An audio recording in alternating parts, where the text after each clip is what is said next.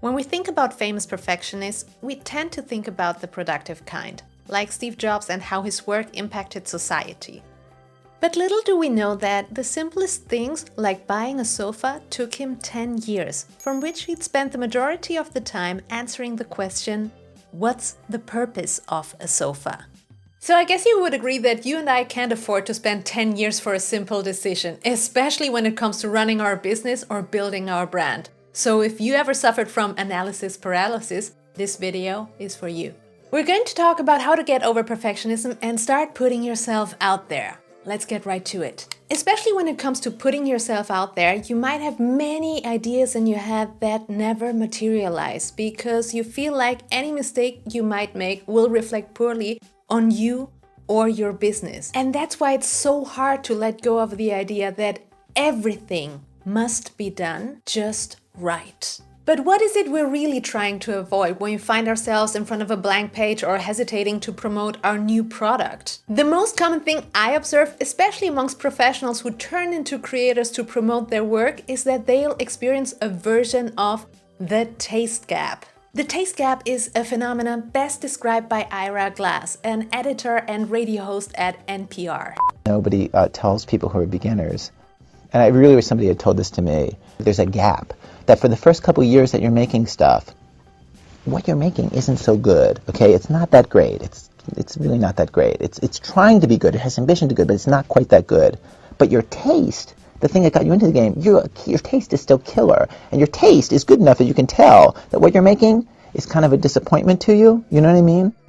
A lot of people never get past that phase. A lot of people at that point, they quit. And the thing I would say to you is everybody goes through that. And for you to go through it, if you're going through it right now, if you're just getting out of that phase, or if you're just starting off and you're entering into that phase, you got to know it's totally normal. And the most important possible thing you could do is do a lot of work. Do a huge volume of work. So if you find yourself in that situation where you can't even imagine to produce anything that doesn't live up to the high standards in your head, then the only thing that you can do to get going is to welcome the idea that this is the time for bad work. And I know it sounds hard, but once you give yourself permission to play around for a while, you can start asking yourself, what's the minimum I can deliver? And see how I'm saying the minimum, because remember, the idea in your head is so big, it can never live up to what you can actually produce right now. And the point is that that's absolutely fine because that's part of the process. You want to get to understand your baseline. If you're into video, your baseline might be to film one listicle per week and upload it. And once you get there, what you want to do next is give yourself less time for execution. When I started to write the first scripts for this channel, it took me forever because I gave myself ridiculously long deadlines. And the thing with deadlines is that work expands to fill the time available for its completion.